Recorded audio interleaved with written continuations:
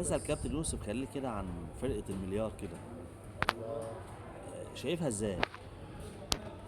لما كنت تعمل لي فيديو حلو كده وصورنا كابتن يوسف، فرقة المليار اتعادلت كده 4 ماتشات أو 5 ماتشات في الدوري. المستوى بتاعها هل هو مجدي بالنسبة لحضرتك كأنك راجل كروي؟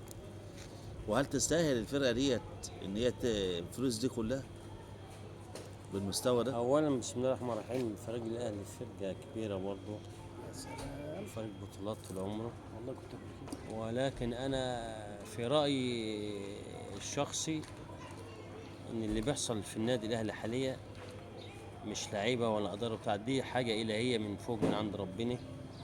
لان الاهلي قبل الدوري ما يبدا طلعوا تهكموا على نادي الزمالك وعلى صفقات نادي الزمالك، مش صفقات نادي الزمالك بس، على جميع الأندية، واستحقروا جميع الأندية وبقوا يلسنوا على جميع الأندية، والشاطر يجينا ومش الشاطر يجينا، واحنا أقل فريق هنجيبه 5 و6 والله ما وبتاع. اعرف.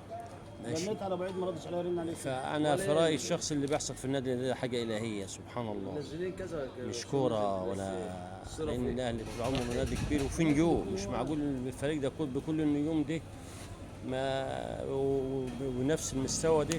تاني حاجة برضو ان انتقال زيزو النادي الاهلي عامل مشكلة جامدة في النادي الاهلي، ولكن هم للأسف ما اتعودوا ان هم ما بيطلعوش يقولوا الحاجة الله بركاته زي الأندية التانية، وطبعا الصحافة والإعلام معاهم وكل حاجة معاهم. بصرف النظر عن أي فرقة تانية لما بيحصل فيها أي حاجة بتطلع بيطلع الاعلام يتكلم وكأن ان في حروب في الانديه ديت. زي امبارح حد كان يعرف ان نادي البيراميدز بيلعب في بطوله نص العالم، يعني نادي البيراميدز ده نادي مصري، ولكن للاسف ما ذكروش حتى ولا يعني الاهلي لو بيلعب فريق درجه 10 بتلاقي الصحف والاعلام وكله بيتكلم، وزير الشباب بيروح يحضر المباراه. فاحنا ما نقدرش نقول احنا، بس احنا اهم حاجه احنا في الاول وفي الاخر احنا اهم حاجه فريقنا يفوز، ما نبصوش لاي نتائج فرق تانية. احنا نبص لفريقنا ان شاء الله ونقفوا معاه ونساندوه، وان شاء الله ربنا يوفق الزمالك السنه دي ويكون في البطوله من نصيبه. شكرا كابتن يوسف كده، وان شاء الله مع لقاء اخر مع كباتن الكرة في مصر.